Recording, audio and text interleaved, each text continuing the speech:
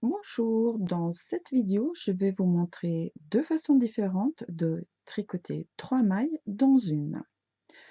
Quand on tricote 3 mailles dans une même maille, on augmente bien sûr de 2 et on peut utiliser ces façons de faire de cette manière-là.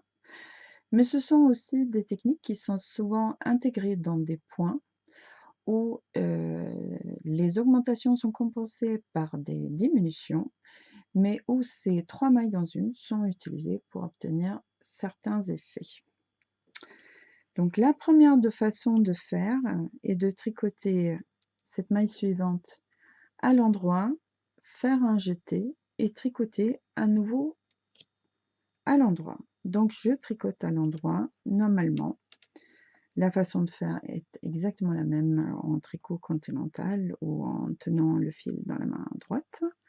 Donc je tricote la maille une fois à l'endroit en la laissant bien sur l'aiguille de gauche.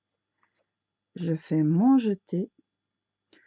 Je tricote une nouvelle fois cette maille à l'endroit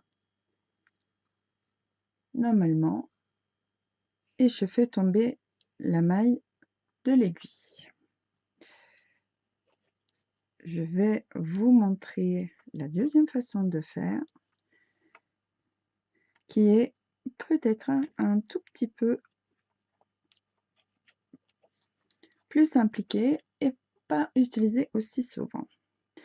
Ici, je vais donc tricoter cette maille, mais je vais commencer par la tricoter torse, donc dans le brin arrière qui se trouve donc derrière mon aiguille. Donc je tricote cette maille torse et ensuite, normalement, à l'endroit.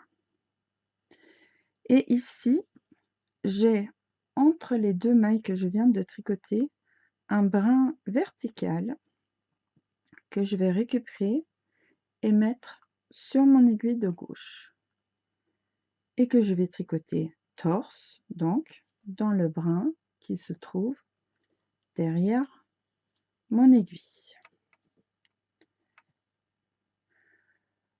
Je vais tricoter, finir mon rang et tricoter le rang retour pour qu'on voit à quoi ça ressemble. Voilà, j'ai même tricoté 3 rangs supplémentaires pour voir les différences qui sont tout de même assez subtiles.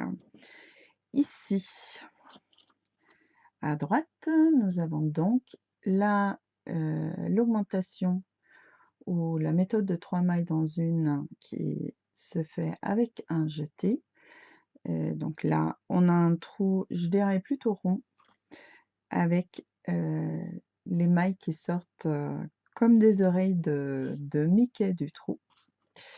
Et ici, donc avec la méthode maille torse, maille endroit et brin relevé, bien on a un trou qui est légèrement plus petit, qui a une forme plus triangulaire et l'effet oreille de Mickey est un peu moins marqué. Donc, vous pouvez choisir votre façon de faire, soit en fonction de vos préférences, soit en fonction de ce que vous disent les explications.